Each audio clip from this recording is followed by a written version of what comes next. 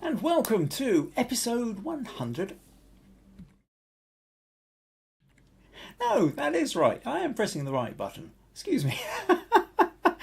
And welcome to episode 155 of Understanding Photography with Kim Ayres. Yes, I've been away for 2 weeks, and already I've completely forgotten how to run a podcast and which button to press.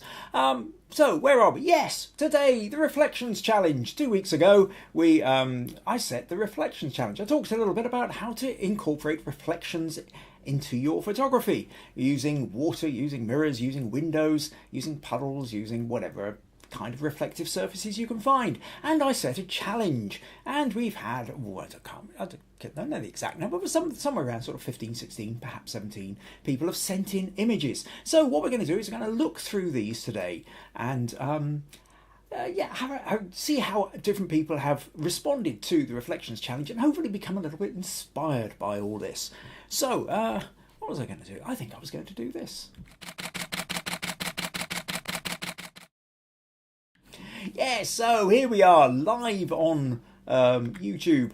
Unless you happen to be watching the recording. Whether you're live or you're watching the recording, please make sure you hit subscribe if you haven't done so already, somewhere down here, and make sure you hit the little notification bell if you want to know about future episodes. And of course, don't forget to hit like as well. The algorithms do tend to like a like, so that's always useful and appreciated as well. So, but if you do happen to be watching live, then leave a comment. Say hi, let me know where you're from and what the weather's doing in your part of the world. Here it is glorious, absolutely glorious. We have, temperatures have got above 20 degrees C. We're possibly around close to 21, maybe even 22, which I know for someone like Viji in India is horrifically cold and would have her wearing several extra woolly jumpers. But here in Scotland, that is warm and rather lovely, and it's been like that for the last couple of weeks. But I can see we have a few comments here already, and let's see what we've got. Oh, Pat says hi everyone from a sunny Somerset. Nadia says hi everyone from a sunny Fife. April says hi everyone from a partly sunny Long Island, New York. Susan says hi from yet another beautiful sunny day in Kirkcudbright. Yeah, Kirkcudbright's just 9 miles down the road, and it is yet another. We seem to have had a good couple of weeks of sunshine, which is again pretty rare for this corner of Scotland. Don says hello from a sunny Northumberland. Jonas says hi from a dry and sunny Denmark. Maggie says it's sunny. Sandra says, hi everyone from a beautiful sunny afternoon here in Birmingham. Gosh, is it sunny all around the world? Certainly sunny here in the UK. Stacey says, good morning all. It's been a while. Had things going on here, maintaining lawn duty. Today is a cool spring morning. We are in the 60-degree mark, and it will be sunny and 78. So promise of sunshine. Roy says, hello everyone. Robert says, howdy from Texas, sunny and 71 degrees. April says, saying hi to Stacey. That weather's been like a yo-yo, 80 to 65 overnight. Rosemary says, good morning from the sunshine in the Pacific Northwest. We dipped to 35, that's Fahrenheit overnight, but it should warm to gloriousness. And Meg says, hello everyone. So it seems that the sun is shining down on everybody who's watching this, which it always is metaphorically anyway. Right. So, hello, we have people, we have photos, we have a podcast to deliver. So, just a wee thing that last week, yes, I wasn't here, we had Spring Fling. So, Spring Fling is an open studio event that happens each year in this corner of southwest Scotland, and Maggie and I both took part, and Meg was involved as well, doing bits of home baking, looking for in exchange for donations for the local food bank. And did rather wonderfully. She managed to raise over £100 for the local food bank. I'm not entirely sure what the equivalent is. Maybe something like about $120, $130. I have to look up the exchange rates.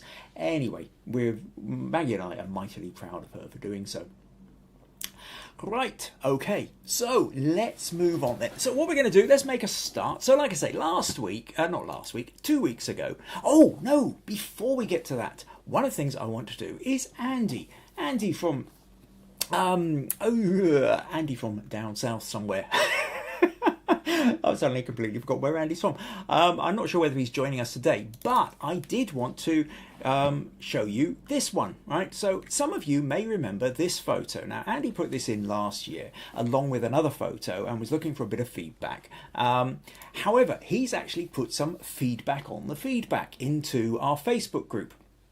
And he said, a few months ago, I submitted 2 images to Kim for critique to help me decide which one will work best in a camera club competition. He said, of the 2 images I submitted, Kim identified one as more suitable for a camera club competition and the other as more of a photographer's photo. Based on the feedback, I felt empowered to submit the more arty of the 2 images to the Royal Photographic Society open call for their summer exhibition. And I'm pleased to say it's been accepted. So this one's been accepted into the Royal Photographic Society summer exhibition, which is a biggie. You know, if you happen to be in the, I mean, people enter from all around the world for this one, and I think they take only a total of something like 80 images or something from the thousands, probably tens of thousands that are submitted, and our Andy is one of them. So well done, Andy! Congratulations to you. Yeah, we're all feeling a bit proud of you. Major smug points for that. So yeah, I wanted to give you. So yeah, we're all really proud of Randy for that. So just make sure that when he gets a chance to tune into this podcast, he gets that. Right, where are we? So so now let's make a start then. So yes, 2 weeks ago I set the Reflections Challenge, having given a bit of a talk about several different ways that you can use reflections to incorporate them into your photo. You can either use them as one of the key aspects of your photo, or you can use it to enhance an existing narrative or to even change an existing narrative by the use of how the reflection is working. So this was what we decided to, so this is what I did the challenge for, and we've had a whole number of different photos sent in. So let's make a start on this. And actually what I wanted to start with here was Meg. To go back to Meg, my daughter Meg came with me on a couple of photo shoots last month, where in one of them, in fact, she was modelling, but in both of them she was doing a little bit of behind the scenes photography. So I've got a wee bit bridge camera that I handed to her, and whilst some of the photos she took, the problem was partly that the photos were in low light. The camera wasn't coping brilliantly well with them. Now some of you may remember from probably 3 weeks ago or something, I did a little bit where I showed how you could take one of these images, put it into black and white, and then use the fact that it was noisy to emulate the idea of grain in old analog style photos. And when you do that, you actually sort of tap into a whole genre or style of photography where it has this kind of nostalgic feel to it. Anyway, so we did this with actually several of Meg's photos, and with a couple of them, she was in fact incorporating the notion of reflections.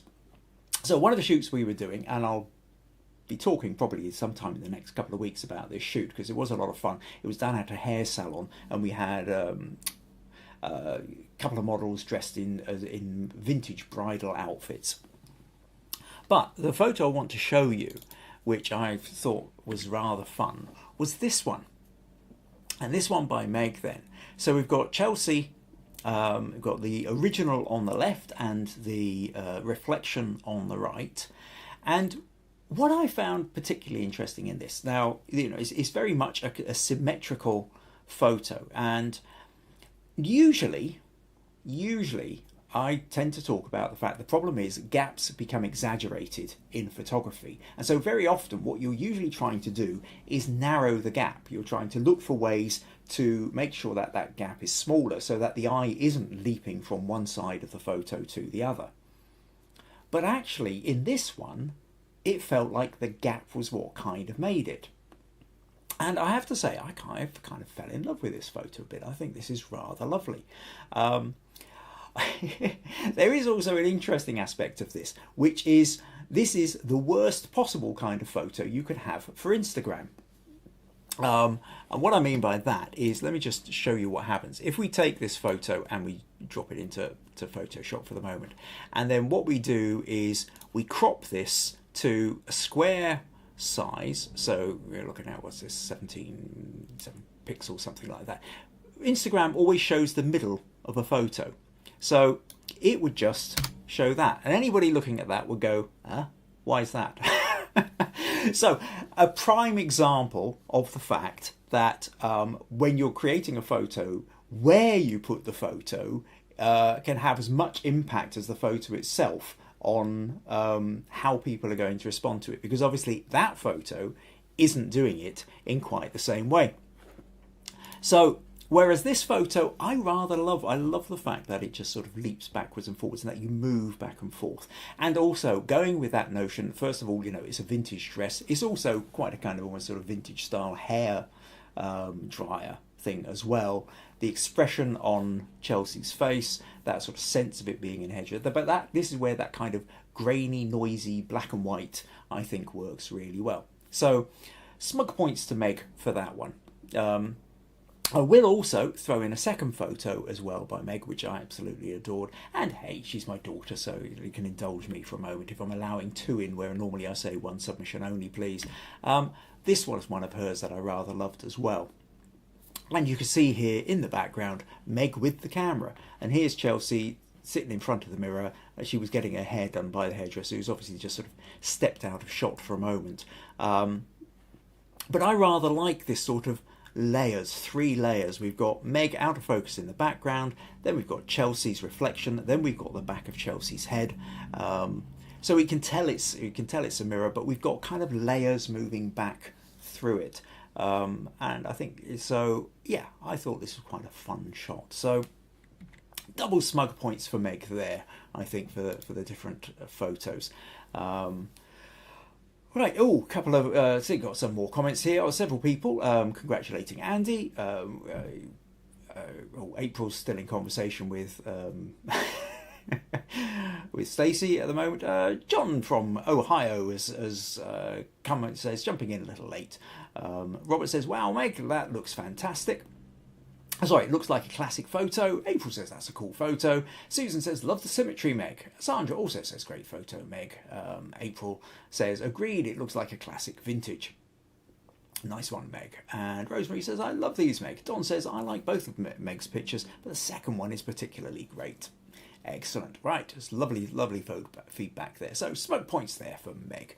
Right, okay, let's move on then. So the next photo I want to talk about is Rosemary. So which I rather love. So Rosemary sent this one, and she said, there wasn't much time available to devote to photography recently, unfortunately, so this is the best I could do at the 11th hour, which was to pull up a recent image with a meaningful reflection.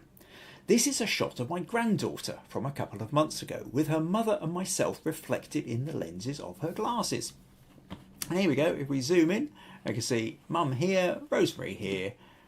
Well, handily blocking herself off with the camera. We've talked about this kind of stuff before, haven't we? About photographers who like to hide behind the camera. However, without that, she wouldn't actually be in shot. So we do have granddaughter, mother, and grandmother, all 3 generations in the same shot. So she goes, the 3 generations of our family captured in one image. I like that the sunglasses are hearts, and the shape symbolises the love between the generations. It's unfortunate that the baby wouldn't smile for this photo, as that would emphasise the connection. Of course, she gave a huge smile as soon as I put the camera down. Absolutely guaranteed, yes. There's a reason there's a phrase so it never work with animals and children, and that's basically because they never perform the way you actually want them to when the camera's pointing at them. But yeah, beautiful shot there. Lovely idea. I love the concept. And yes, it's a fun photo there. So congratulations and smug points to you there, Rosemary.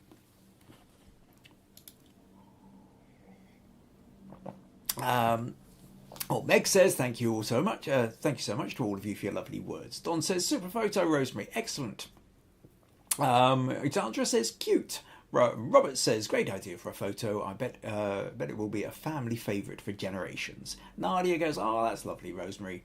And April goes, lol.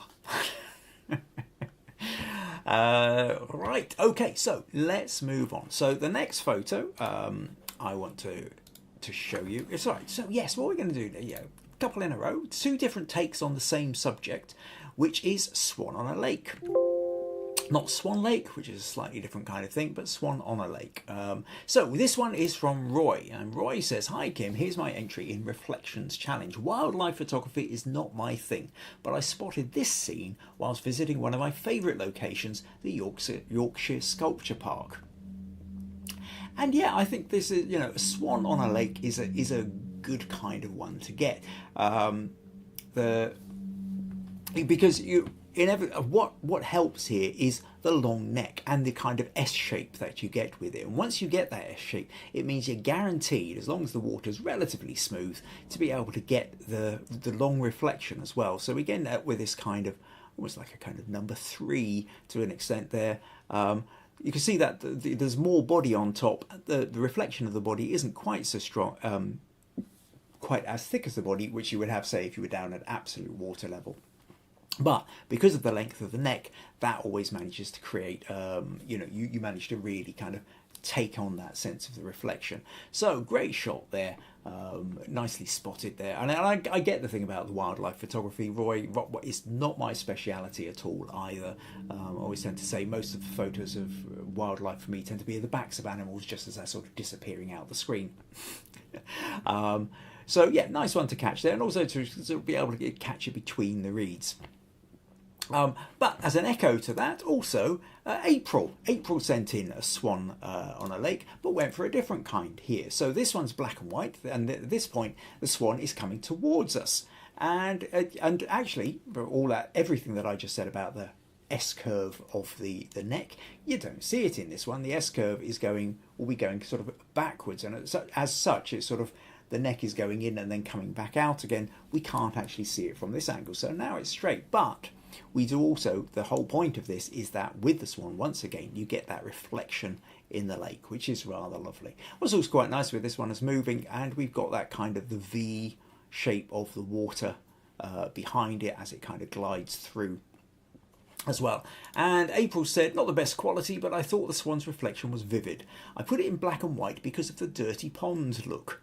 And I think that's another great. It's a good point to remember that one, which is, sometimes ponds aren't, depending on what's the amount of gunk that's in them, or how muddy they might be, what's kind of showing through just under the surface of the water. Actually, sometimes turning it to black and white can be a way of getting round colour clashes, light clashes, or just a sense of dirty water. With this, we can't tell whether the water's dirty or not. So I think that was quite a good call there, April. So smug points to Roy, smug points to April there, I think, for swans on the lake. But it's definitely worth, if you're near a lake and there's some swans, why wouldn't you grab the photo, grab your camera and go for it?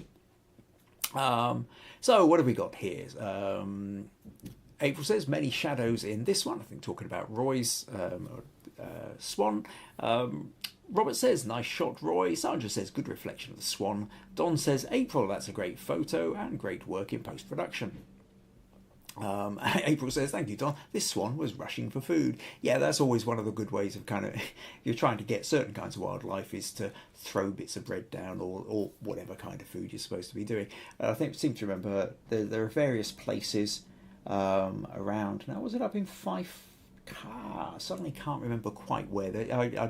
I remember there's a park in a town somewhere in Fife, I'm pretty certain, where the squirrels are aplenty, and as soon as you scatter anything, they all come kind of descending, and it's a kind of amateur photographer's dream place, because none of these squirrels are human phobic. They're perfectly used to being fed all the time. So yeah, a pocket full of peanuts can pay dividends when you're trying to get a little bit of local wildlife photography. Where are we? Rosemary says, what different takes on the same subject. Nice one, Roy and April. Susan says, "Black and white suits this image really well." And April says, "Thanks all." And Robert says, "Good idea on the black and white, April." Okay, so let's move on. So the next one is what I thought we'd start going for, is the more kind where if both those swans were sort of slightly up looking down. The next one is from Ruth, and Ruth has sent in this one, and this one's, well, while she's still at a bit of an angle up, the whole, what we're doing here is going for that notion of that real sense of symmetry, where the mirror line is running literally through the center of the photo here. So you've got as much above as you have below. So if you look at the way she's cropped here, so that there's just a little bit above the arches, and also in the reflection there's just a little bit below the arches. So you are going for that kind of absolute level of symmetry as best as you can. Now obviously to get even more you would have to be even lower, which, judging by the fence, the kind of railings here, would have been more difficult. And probably there might have been a bit of a gap under the railings there, Ruth. But I can imagine if this is a public place, lying down on the floor and trying to squeeze your camera in the gap between is maybe not quite so acceptable. But it's a lovely shape, this. Lovely shape. You've really captured those sense of the arches. You've managed to get the detail, you can see the outside of the trees and the coming through the window, so the windows have not just blown out. And then looking slightly noisy on the inside, so I'm guessing what you've probably done is bring up the shadows on the inside, probably exposing slightly more for the outside. So nice sense of reflections going on there, Ruth. So smug points to you for that, for finding that one. Where are we? Oh, Nadia says, Kim, I think it might be Dunfermline Glen. Yes, that rings a bell. I'm pretty certain you're right with Dunfermline there. And the park kind of just runs down the hill a bit, and yes, I think you're right. April says, love the colours in this photo. Stacey says, I like this reflection. The colours are beautiful. Sandra says, beautiful location and great reflection shot. And Robert says, beautiful shot, Ruth. Where is that? Actually, I should remind. Yeah, so what Ruth has said, this photo for your reflections challenge is in Hearst Castle, Hearst, in California. And it's an indoor swimming pool. So Hearst Castle in California. So if you're heading back out that way, then Robert, you're maybe something to check out. Don says, that's a great photo, Ruth. Right, next on then, let's move to Graham, and Graham went for the same kind of idea. Now this one actually reminded me a little bit of Margaret's shot about, which I talked about a couple of weeks ago when we did the Reflections Challenge, which was basically a reflection on a river, which is kind of the one that Margaret sent in, was what kick-started this whole idea of doing a Reflections Challenge in the first place. So what we've got here is, Graham says, this was taken in February, walking along the River Dart between Totnes and Dartington. So that's down in Devon, in the southern part of England. It says, taken on my Samsung S20. So, yeah, so what's happened here is, in the same way that Margaret had been caught by the reflections from the trees on the other side of the river, so it's caught Graham too. And once again, it's that wonderful thing of having your phone with you. These things are absolutely brilliant. You can be out for your walk. You don't necessarily have your SLR or mirrorless or fancy camera with you, but you've got your phone. And without a doubt, I've had this one. I can't remember how long I've had this now, but certainly less than a year. In fact, possibly not much more than about 6 months. Google Pixel 7, and I'm still absolutely blown away by the quality that this can do for the casual photo. I'm not absolutely convinced that I could ever kind of replace my DSLR with it, but certainly when it comes to printing, I don't think this would stack up. You couldn't do the kind of big A0, A1 size prints with your mobile phone. But given the fact that 99.9% of photos we tend to shove up tend to be on web and social media, your phone is a really good device. And going with that idea, whoever was it who said the best camera is the one in your hand, we always carry our phones around with us. So yeah, that ability to just kind of look out, see something, and then go for that absolute mirror reflection. So again, the way Graham's cropped it, we've got a little bit of space just above the sunlight here, and a little bit of space, just a similar amount of space at the bottom, so that horizon line is running through the middle and giving us this sort of wonderful sense of symmetry in the reflection. So lovely shot there, Graham, and smug points to you for that, I think. Where are we? Rosemary says, lovely Ruth, your image makes me want to visit Hearst Castle. Robert says, we'll drop by there next time we're in California. April says, I like the mood of this photo. Sandra says, great sky reflections. Pat says, this is beautiful, but it was a bit nippy. Well, if it was in February, it probably was. And Susan says, love the silhouettes of the trees. Okay, let's move on then. So after Graham, yes, so similar kind of, Jonas has said, cameras are a lot more fun to shoot with, though. You can get a lot of camera for the price of an iPhone. Well, this is very true. Absolutely. I'm, you know, given the, if you had to force me to choose between my phone and my Canon R5, I would absolutely take my Canon R5 every time. However, all I'm really saying here is about the convenience of the phone, which allows you for. I think that actually let's just go off on a slight tangent here, because I think what's important is the notion of practice, right? That every single time we go click, we are learning, and one of the things is with this, whilst it will never replace my my mirrorless big fancy camera, what it does do is every time I pull it out, I am practicing. I am looking at a scene that I don't have my camera with me, but I'm composing. I'm working out, where is the light? What is the story? What is the composition? How can I play around with my leading lines? And that then in turn always feeds back into your key kind of photography. Now, my photography, the stuff that I make my living from, is people photography. But I'm using this all the time, taking photos of dandelions with the sun behind it, or uncurling fern, or mushrooms in the autumn getting down to ground level, all these kind of things. And it's not that I'm ever actually going to use these photos for big things. I'm not going to print them up. I'm not going to sell prints.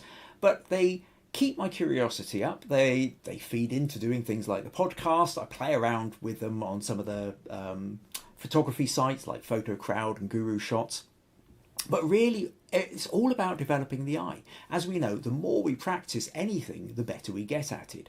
And so this is where I think the real power of these comes, is that even when I've just gone out for a walk and I don't have my big camera with me, I can still practice my photography. I'm still reinforcing and creating almost like a muscle memory as such in the head of developing compositional understanding, light understanding, narrative understanding, all these key things which then they transfer across to my other photography, so that when I am in a situation whereby I am doing a shoot which is being paid for, which is commercial or whatever, those bits of time when we're suddenly stuck, we're not sure quite what we should be doing with our camera, or that notion that photography is 125th of a second going click and the rest of the time is problem solving.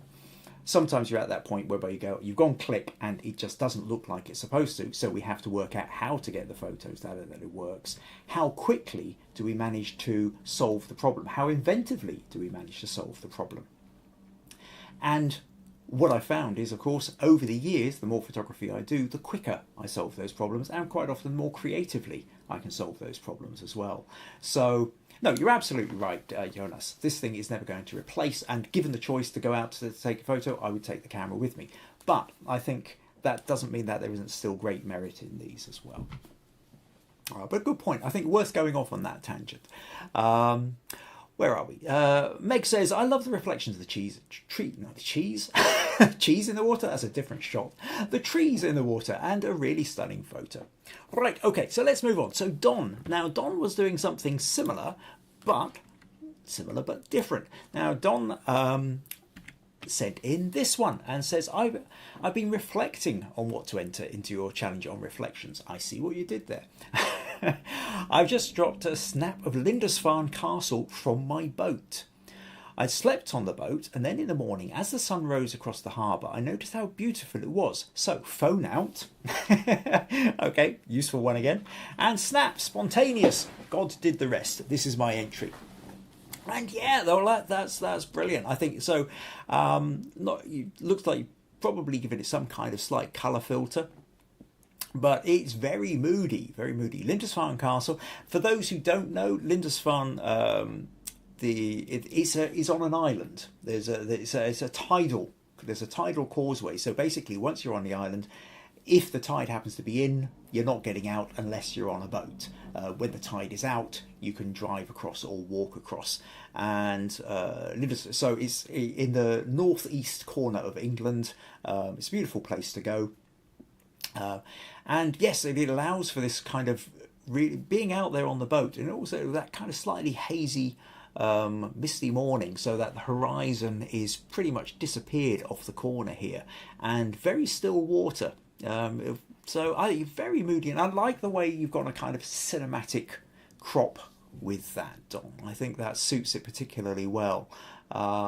Yeah, serious smug points for that one, I think. And you know, yeah, lovely to be able to just notice that, and a little bit of envy, the idea that you've got a boat you can just sleep on just outside, just off the island. Sounds like fun.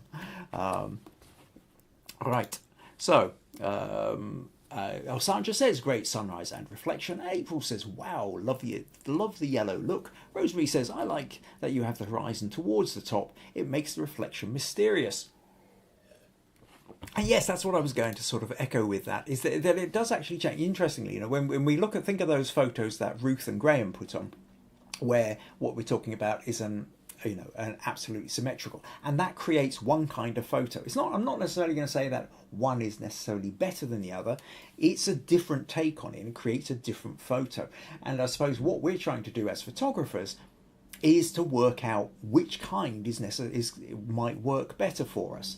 And the reality is, take them all, okay? If you're in a situation and you have a moment, take a photo where you've got, if you've got one of these kind of symmetrical style, smooth water options, take the photo where the horizon is dead in the middle, take the photo where the horizon is in the upper third, take the photo where the horizon is in the lower third, and just see how it works, see what's really working. How much of the reflection in the water needs to be there, how much of the sky needs to be there. Is it an even balance? Is one requiring more emphasis or enhancing the narrative more strongly than another? Or is the even split the best way to go? And you can never really tell until there is no hard and fast answer for that. It's really look, click, analyse. And because we're in this wonderful day of digital photography where you can look straight away and pixels don't really cost anymore, you can go click twice, thrice, 10 times, play around with different angles and see what works best. And similarly then, so the next photo is one from Viji in India, and Viji has done this one where she's gone for the same kind of idea here. So Viji said, where are we? This is my submission for the week, for this week's challenge, reflection challenge. This was taken during sunset at a canal during the golden hour.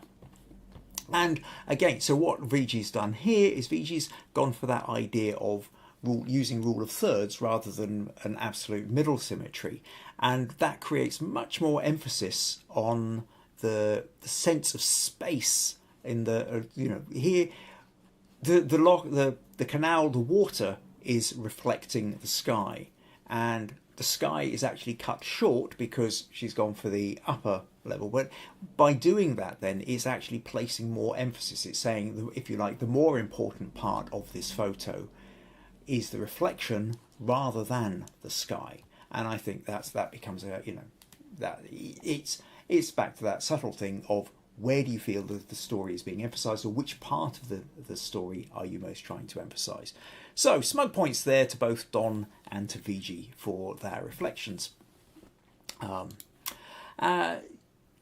Where are we? Sandra says, beautiful sunset and reflections. April says, very pretty Viji. Robert says, I like the lines and line of the clouds, very circular. And Stacey says, lovely sunset, loving the oranges and blues. Don also says, I love that Viji. Sky on the lower part, great. And the moody light. Rosemary also says, pretty colours and good choice. And Susan says, gorgeous blend of colours, Viji. All right, so Little quick reminder here that if you find these podcasts useful, entertaining, and you'd like to support them in some way, then buymeacoffee.com/Kim Ayres is always one of the ways you can do it. And don't forget, of course, to subscribe and invite your friends. I'm sure you know other photographers who you think would benefit from this podcast, so do invite them along. We now have 154 previous podcasts. There's a great, huge backlog. I will say, if you are ever recommending these podcasts, what I tended to find during Spring Fling last weekend, we had a couple of hundred people coming through, chatting to lots of people over the course of the weekend, and I was mentioning the podcast to people who are interested in photography who didn't know about it, but I did find myself saying, well, if you go across them, don't go necessarily to start at episode 1 and work your way forward. The first 40 or so, I was still very much finding my feet, and when I look back on some of these early ones, they do feel kind of a bit more clunky. I don't feel quite as fluent with them. However much I might still be messing up the beginnings, that just hasn't changed in 3 years. So I generally tend to recommend just start at the most recent one and work your way back if that's the way you want to do it. So something to always mention. Right, so Meg says spectacular photo. Now, where are we going to move on? Janet. So Janet, Janet's currently doing a tour of the east coast of Canada. She's originally from Ottawa. But she's currently on holiday, and so Janet says, "Hi Kim, since I'm still travelling, I'm submitting an image directly from my phone. I may have a better reflection image in my DSLR, but I won't be able to review or edit those until I get home." So Janet's decided to go straight for the phone and upload this straight from the phone, and kind of a fun one here with the boat.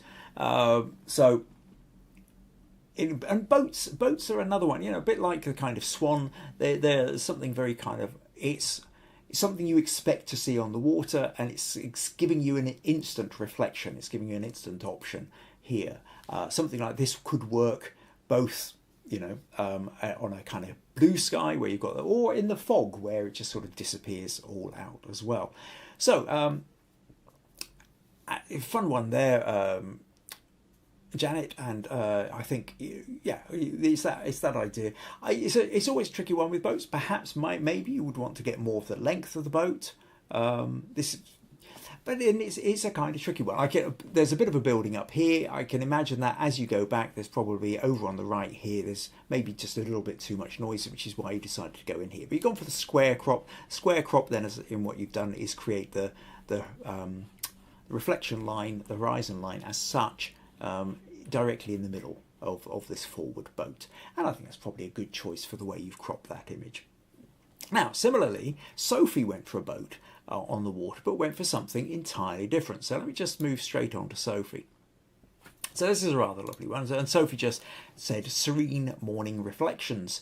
And here we have a totally different idea of a boat on the water. And the water closer up, obviously, it is more still. Looks like as you head out towards the castle in the distance, the water ripples a little bit more. But there's still just enough here to be able to get some beautiful reflections of the light hitting the castle. And this is a really, really good use of light as well as reflections. If we look at the castle here, the way the light is it gives us a very, very three-dimensional sense. We know the way light hits here, and that the fact that the front of this is in shadow, the side of it is being hit by the sun, and then that's creating these glorious reflections in the water here as well. But then we've got this boat right in the foreground, sun coming in from the same direction. Interestingly here, this bit's in shadow, but this bit is lighter. But this part of the back of the boat should be in shadow, like the other one, except for the fact the light is reflecting off the rudder and the water. And so as the light hits the rudder, it's bouncing it back. And we can see here that there's a kind of brighter patch. And then as we kind of get into it moves away from that kind of brighter immediate reflection, it sort of fades off. So there's kind of these really kind of interesting textures in the reflected light as well as the reflection itself as well. Beautiful reflection, and it does feel serene. I suppose the empty boat as well is something which you tend to think of as potential. There's a potential for just climbing into that boat and then setting off. So rather beautiful, that one, Sophie. So smug points there, and of course smug points to Janet for her one as well. So boats on the water. If you're looking for that reflections, then find a boat, and it's usually sitting on a bit of water, like swans. They're a kind of an excellent immediate choice. So what have we got here? Where are we? Yeah, so April says, love the boat reflections. Stacey says, boats and water are a great way to showcase reflections. Very nice. Sandra says, good reflections in the still blue water. Robert says, beautiful colour, great eye for catching the light. And then Don says, Sophie, that's a lovely photo, tells a story. Sandra says, beautiful golden hour photo. Nadia says, well, a lovely picture, Sophie. April says, very pretty. It's a very pretty scene. Susan says, great image, Sophie. Print it out, put it on your wall.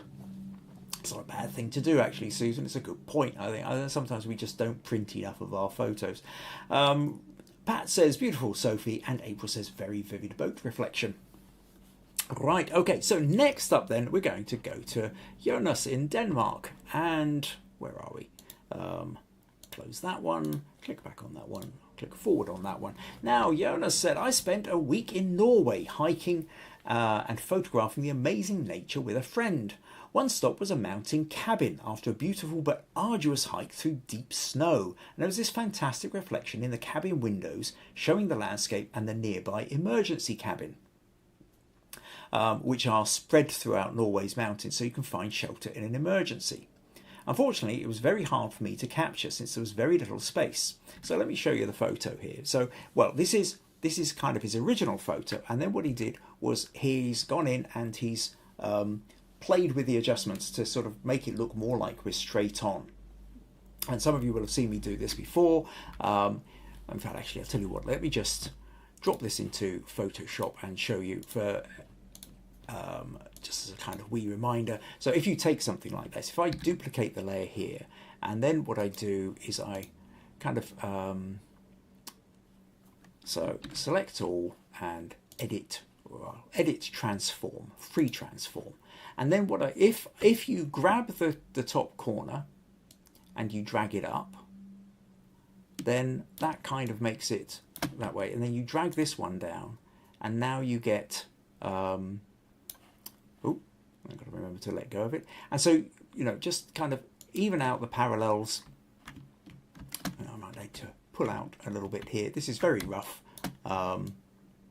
And then it kind of looks like it's a little bit more straight on. And then maybe we kind of, because it's still slightly, we just widen it out a little bit as well. And something like that. And suddenly you've gone from, we've taken the perspective and we've distorted the perspective so that it turns back again. That's one way of doing it if you're doing it manually. Other ways, if you happen to have Photoshop, you can do things like filter, lens correction, custom, where are we? Vertical, horizontal perspective. Let's just drag this out of the way. So over here, there's things like a vertical perspective where you can move it up and down like that. Or you've got a horizontal perspective, which basically moves it one way or the other, which is essentially doing what we've just done, but by the movement of a slider rather than manually doing it. So, just thought I would actually show you that one. So, yes, Jonas has he's turned it to this, and what he's saying is, so what we've got here is we've got this cabin, but we've got these amazing reflections in the window. You've got the slope of the hills, and over here is the emergency cabin that Jonas was talking about. But he's saying that actually he's backed up against a big packed up chunk of snow, which makes it pretty difficult to get further back. So I focused on getting the other cabin in the shot. And making sure there were no windows showing up inside. So essentially, I think probably what you're talking about here is the idea that there were, yes, if I look very, very carefully into here, I can just see that there's the edge of a window over in there. And obviously, if you were at a slightly different angle, then whether there's one here or on the opposite wall, then the windows would have shown up. And then at that point, you end up seeing through the glass into the interior of the picture rather than actually seeing the reflection. And as the reflection is a really important bit of this, then moving left or right a bit to try and make sure that the inside isn't interfering with the reflection becomes a really important point. And as such, that's why Jonas ends up taking this photo at an angle so he can avoid all that and then correcting it in Photoshop afterwards. So, and also, so he's focusing on getting the cliff in the direct diagonal, not getting the thing in the, not getting the wrong bits interfering with the reflections, and getting that cabin in as well. You'll have to excuse the lackluster quality of that edit since it was done on my phone and I haven't had time to see how much detail I can get out of the raw files yet. Well, when I find the time, I'll try doing it properly. I've simply tried to make the two different edits, one simple crop and one where I straighten the perspective. So, smug points there for you, Jonas. I think that's a fun photo, and thank you for kind of telling us, a little bit, what your thought processes were as you went through it. And I think that's an important thing. It's part of what I love about this podcast and the entries that we get is when people go into tell us, it's one thing to look at a photo and go, that's an interesting photo. Oh, I love that photo. I like the colours. I like this, that, and the other.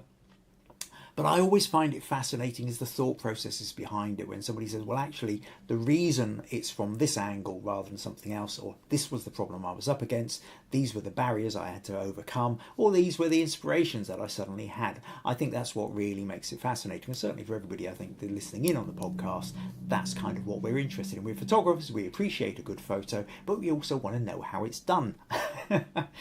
So thank you for that information there. Right, next one.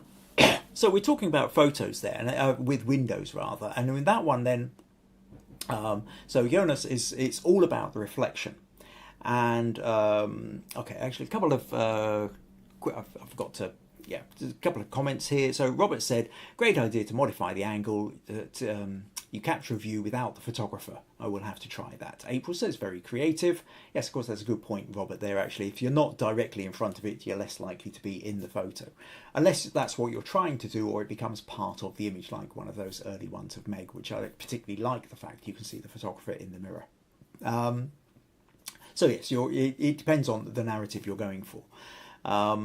But you're right, in the case of the cabin, if you'd had the photographer in the window, then that's what you would have been looking at. You wouldn't have been looking at the cliff or the other cabin in the reflection.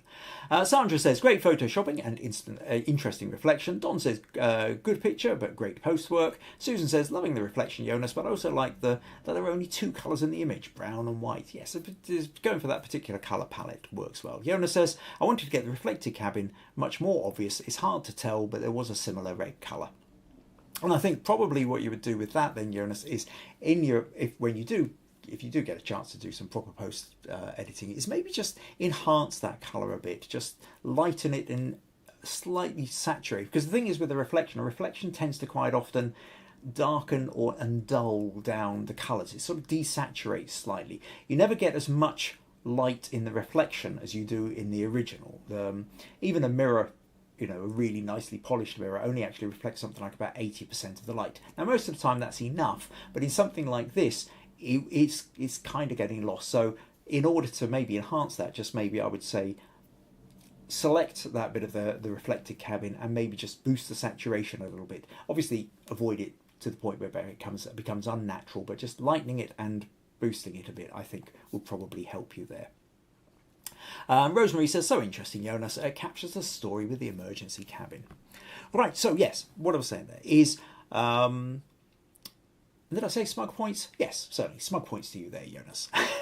All right, on to Robert. And yes, Robert now, because that one with Jonas was all about the idea of the reflection in the window. And with Robert's gone for the reflection in the window, but he's actually making a key feature out of the person behind the window. So here what we're doing is, some of you may remember from a couple of weeks ago, I showed a couple of examples where you have both the reflection and you look through the window as well, and that the reflection is kind of enhancing the notion of what it is you're looking at. And here we see a woman in probably a bookshop of some kind, and we can see her in the window and she's holding a phone. She's looking kind of lost in thought, like she's working out what decision she's going to make next. And Robert says, this photo that I was submitting for the reflection challenge was taken in Paris last year in February. I've always liked it and think it is a similar reflection as the last example, as your last example of the woman in the car. Yeah, it's kind of going for that, I think. So what I would say with this one, Robert, just a quick suggestion. I mean, first of all, yes, I really like it. Smug points to you. I like that idea of the layers. Really interesting look on the face. And you did send me the raw file as well. And I quite like the level of edit that you've done on this.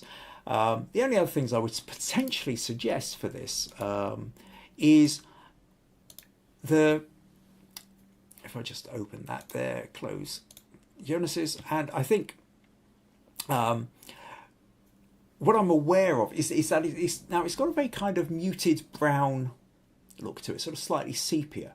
And also the fact that I think that whilst we can make it, the reflection still feels slightly dominant on her face. And I'm just going to show you two little sliders which I think will make a slight difference. If I duplicate that layer, and let's just go into camera raw filter. And what I would suggest here is, let's just move this over so you can see what's going on, is the temperature slider here. And that is, if we nudge this over into the blues, if we start moving there, that kind of takes it, I think that sort of moves it into a sort of, now, not too far because that kind of, so just slide a little bit. I was sort of something like that, I think gives it a slightly more natural kind of look. And then the other one that I would suggest is the notion of the dehaze. The dehaze slider is really good for when you're playing around with reflections.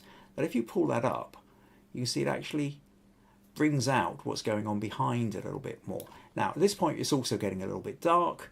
A little bit maybe conscious, so maybe we bring the shadows up a little bit. You've already edited this a bit, so it's maybe this is enhancing some of the it's edits on top of edits, but something like that. Perhaps maybe, not sure whether you play with the contrast a little bit more. And what about the clarity? I think perhaps even a little touch of clarity on something like that. And then. And actually, it's a pretty, there's a big gap here in the histogram on the right, so you could probably just bump that up a little bit, make that a little bit lighter, something like that. And I think now what we find is you've still got the same thing, you've still got the woman being reflected in the shop, but I think it kind of just makes it pop a little bit more, because we're noticing her face that little bit more, because it's a very bright reflection that's running across her face. But this is helping us to kind of just draw out that little bit more detail in the face. Makes her fingernail, the red on her fingernails, pop out a little bit more as well. In this kind of whole, kind of slightly yellow shift thing, when we go into that sort of blue shift, I think, the fingernail polish kind of stands out a touch more as well. So just a wee suggestion there, Robert. Yeah, lovely photo. Serious smug points to you for that one. I think it was a lot of fun. I like that idea of the double shot as such. Right.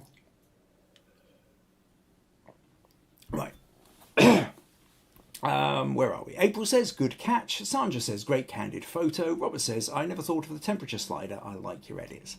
April says, the temp slider is under edit raw.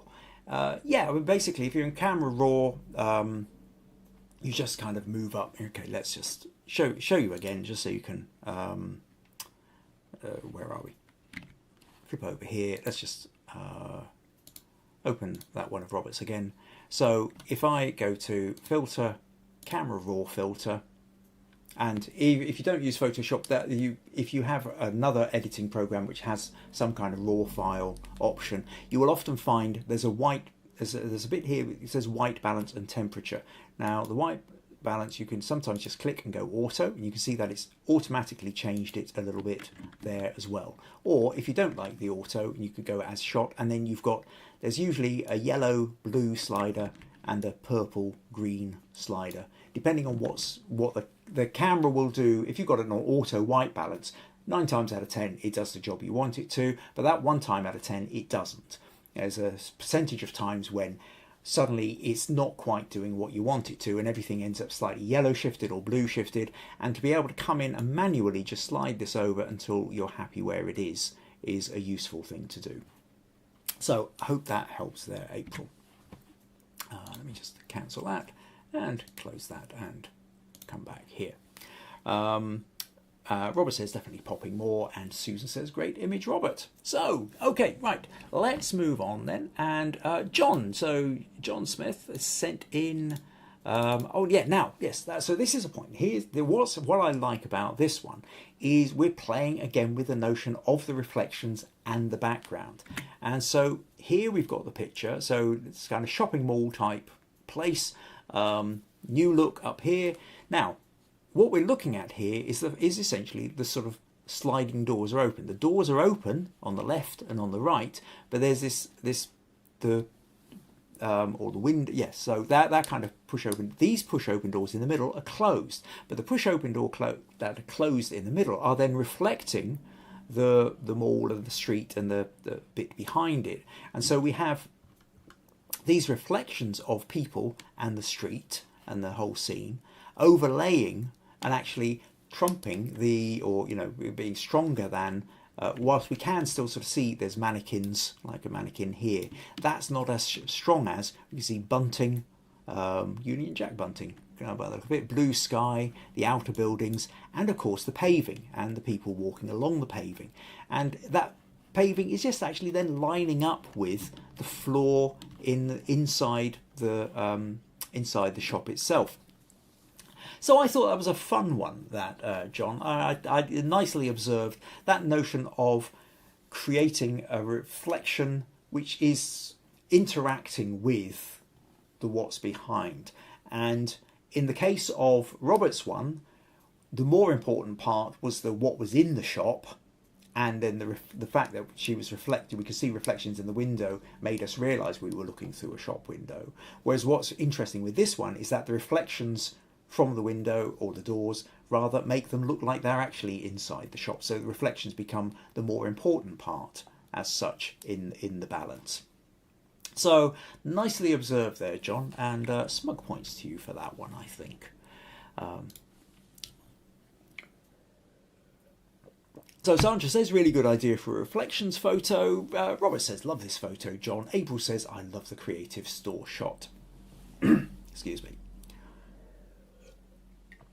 So, running down to, we've got 3 more images that I want to look at, and then I'll tell you about next week. We're kind of back into the kind of usual flow of things. It's funny, I was only away for 1 week with Spring Fling last weekend, but it was such an intense weekend. It feels like it's a month I've been away, not just the 2 weeks. So, what I want to show you next then is Nadia. So, let me close that one, come here, open that. So, Nadia sent in this rather beautiful photo where there is reflection, but the reflection isn't dominant in the way every reflection that we've seen so far. The reflection has been taking up half the photo, or it's been a key part of, the reflection has been as strong as the thing that it is reflecting. In this case, the reflection is soft and subtle. I mean, it's a beautiful macro shot. Well, let me tell you. Nadia says, I asked her how she sort of set this up. And Nadia says, my setup with this goatsbeard seed is some water with a little milk. And I secured the seed with a bit of blue tack. So she's got a tray with water and milk in it.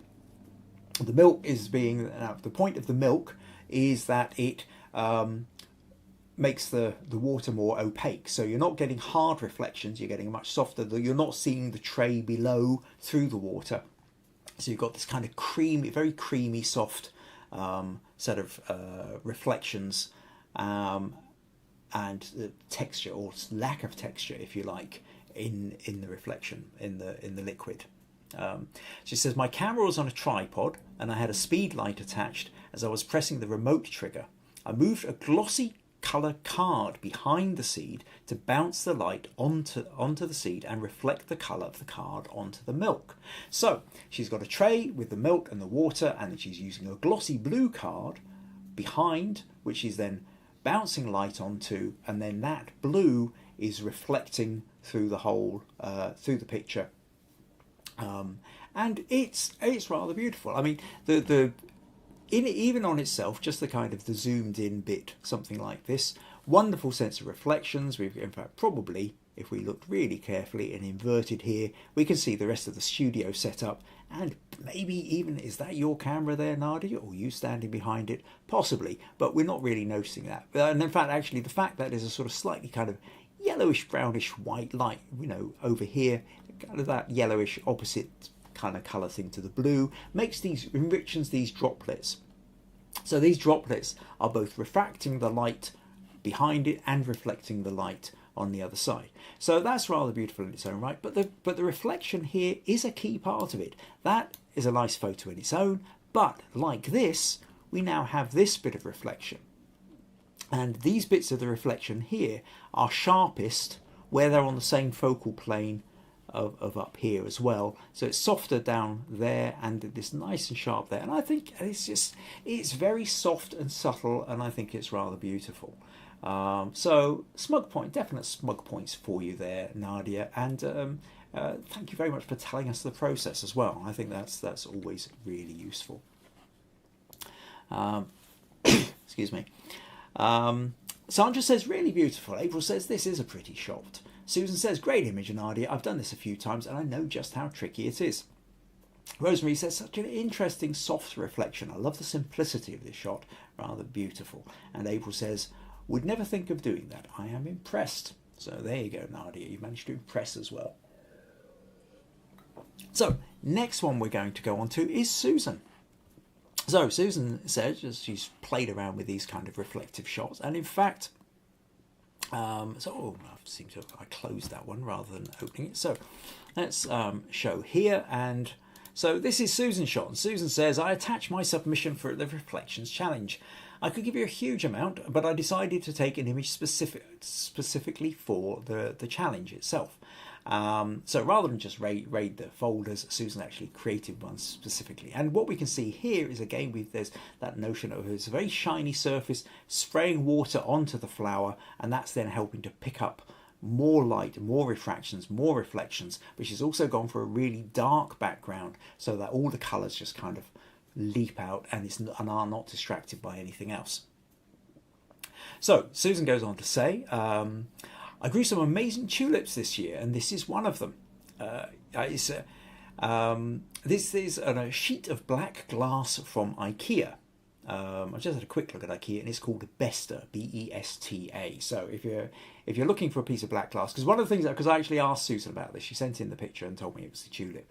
But what I noticed was that I was really impressed by the quality of the reflection, because very often when you put a piece of glass, you just put it on an ordinary piece of glass, maybe with a piece of black card underneath or whatever, you end up with like a kind of double reflection, just faintly outlining. And I wasn't really aware of it, and I didn't think Susan would be going to hours just photoshopping out all these tiny little extra lines.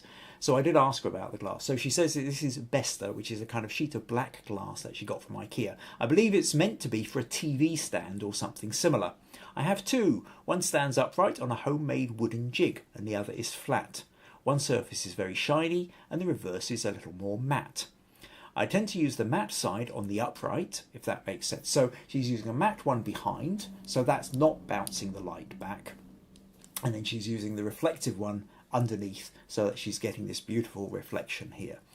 And the size that she's got is 60 centimetres by 39 centimetres approx. It says they're terrible dust collectors. Within seconds of cleaning, they've collected all the minute bits. Thank goodness for Photoshop. And yeah, well, isn't this a problem that, yes, we know so well, especially if you've got any kind of macro lens or something like that, it shows up every tiny little bit of dust spot. So yes, you have my commiserations for going around and taking, but also respect for going around and picking out all those little bits of dust that would have otherwise been grabbing the attention.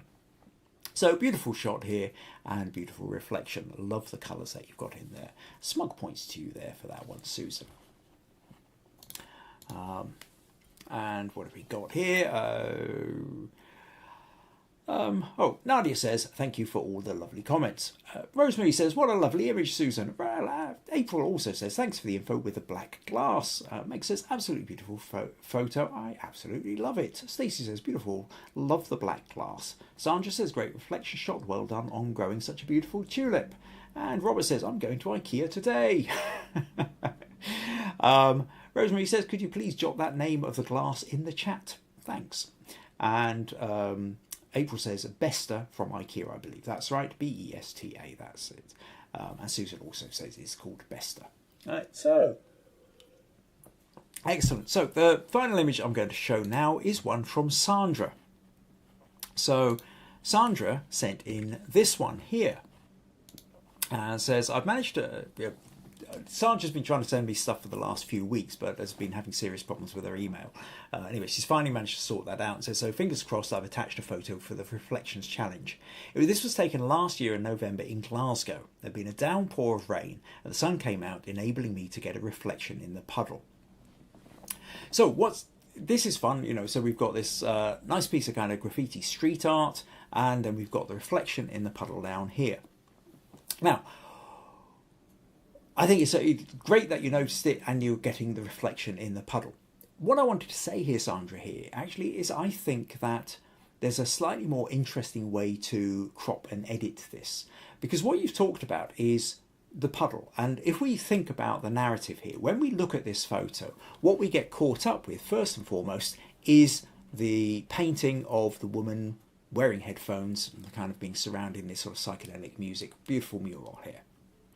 And that's where we go. And then the reflection, because it's in the shadow, the sunlight's hitting this hard, the reflection's in the shadow, is almost an afterthought. It adds a bit to this picture, but it's just adding to it. It's not a particularly strong feature in itself. And yet, I actually love the reflection. If we zoom in here and we just look at the reflection, then I think then what you're talking about here is the narrative is the reflection plus then the paving and the water, the puddle, the drain, all this kind of stuff makes it much more. So what I would be tempted to do is if we open this one back in Photoshop, and okay, it's got a little white line. I will just drag that in a little bit just to kind of get rid of that little edge there. But really what I want to do is if I kind of pull this down here, now you could kind of come down sort of roughly square, something like that. And then with this, at this point, what you've got is you've got mostly you're seeing the face in the reflection and you're getting a hint of the picture above it. But in reality, I've been playing around with this a little bit. And if you pull this down to something like this, then I think we're starting to get something. Now, in and of itself, the way it is, it's still fairly dull and there's more we could do with it. So if I just duplicate that layer and go into Camera Raw, and if we then say play with the contrast a little bit more, play with the clarity a little bit more, we're now starting to get those colours to pop a little bit. Now, also, interestingly, we were talking earlier about the idea of the colour temperature, and this is going with the colour temperature that is. Now, if we talk about this is sort of slightly yellow shift, if I take this into the blue and I start moving it over to here, and then I move it a little bit more, and now suddenly it's starting to look almost like a kind of nighttime shot. And I quite like that. I don't want to go too far, but even that's kind of there's something interesting about that. Now, what I might want to do I want to boost the exposure a little bit, but at the same time, I like the shadow. So I'm going to boost that contrast. And by really boosting that contrast, and then maybe take that clarity, and take that clarity a little bit up here, dehaze, yeah, maybe even playing around with that a little bit. Now, it tends to have that feeling almost like a kind of neon lights at night time feel to it. I might even just, in the optics, just nudge a little bit of a vignette in. I obviously don't want to go too far and overdo it, but just kind of draw the corners in a little bit more so our attention is drawn more into the puddle.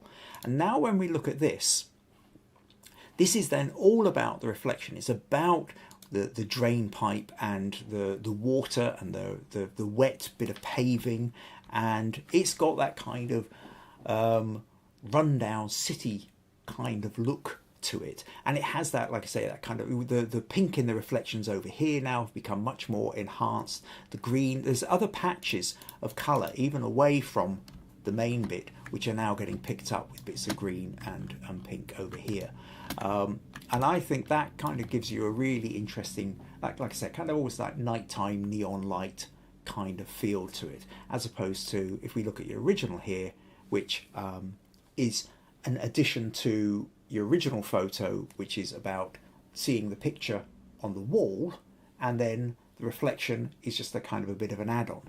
Whereas if we take it this way round, crop it down, really punch the contrast, the clarity, do that colour shift into the blue, and now we just make an absolute feature of the reflection, and I think there's something quite kind of fun about that. So many thanks for sending that one in, Sandra. I think it's a kind of cool photo, and especially once we kind of start playing around with those edits, I think it just, we can take it to other places. So, anyway, smug points to you for that one. Comments here. So, oh yeah, Susan's just saying to Robert, make sure you get a good cloth as well. Yeah, got one of the anti-static cloths if you're going to make sure you're going to be using one of these reflective surfaces. Where else are we? April says, great magazine shot, Sandra. Robert says, I love the puddle reflections, wonderful catch. Susan says, thanks for the lovely comments, everyone. April says, oh, I love what you're doing there. Sandra says, thank you for the lovely comments, and the alternative processing has made it a totally different photo. Wow, what a difference. April says, I know, Sandra, I learned something we can do. I'm glad you're learning. 150 episodes. Yes, somebody's learning something. Rosemary says, yes, this has been really informative. Robert says, outstanding podcast. Oh, thank you very much, Robert. Have a lot of new ideas to work on. And Rosemary says that was a clever catch. Right, okay, so thank you ever so much to everybody who sent in images. Smug points to you all. I think we had a really good smug-filled podcast with this. Lots of interesting photos, lots of interesting interpretations on the idea of reflections. And hopefully everybody's watching has become a little bit more inspired. What else could you do? Some of you have put pieces in, some of you have been watching and thinking that maybe you could have a go at doing it yourself. And, like I said, 2 weeks ago, you saw my different interpretations on reflections, but here you can see everybody else's interpretations in the field, how they're doing it. Everything from a kind of setup still life where you're controlling everything through to random noticing things like a reflection in the puddle, or a person standing in a window, or capturing the wildlife as it's going past and you're getting the swans on the lake. Each of these is a different way of using reflections, and you can either use the reflections to enhance an existing narrative, or you can make the reflection the dominant part of the narrative. And then how you balance those out depends on the picture you've got in front of you and your own personal aesthetic and interpretation. So I always love the way of seeing how other people have interpreted a particular idea. I hope you've all found that interesting too. So a little reminder then, if you would like to support these podcasts, you find them interesting, informative or entertaining, then buymeacoffee.com/Kim Ayres is one of the ways you can do it. Next week, episode 156, we're going to be back to, it's a critique feedback session. So feedback. So if you would like to get feedback on your photos, a little bit more detailed feedback, if you have any particular questions about anything photographic related, then make sure you get them into me. If you are on Facebook, we also have a Facebook group called Understanding Photography with Kim Ayres. Go and find that. Just type that into Facebook. You'll find it easily enough. Submit your image there. If you don't like doing it on Facebook, or you don't do Facebook, then email me, kim@kimayres.co.uk. Send me the image, send me your edited version, but also, if you can, send me your unedited version or raw file if you wish, and tell me what your sticking points are. You're onto something, but it's maybe not working quite the way you're going, not sure where to take it next, and I will do my best to help you, whether that's with an existing image you've got, or if you have a particular question, then I will do my best to answer. So I think that's pretty much about us. April saying a lot of entries this week, and she loved the challenges. Yeah, I think I'm really pleased with the response to this one, and I think we've had some great challenges indeed. So, like I say, I think that pretty much brings us to the end. I just need to find the right bit over there. Not that one, not that one, that one. So, thank you ever so much to everybody who sent in the images. Make sure you tune in next week, and make sure you send me your images for feedback so we can help you improve your photography. Take care. Bye-bye.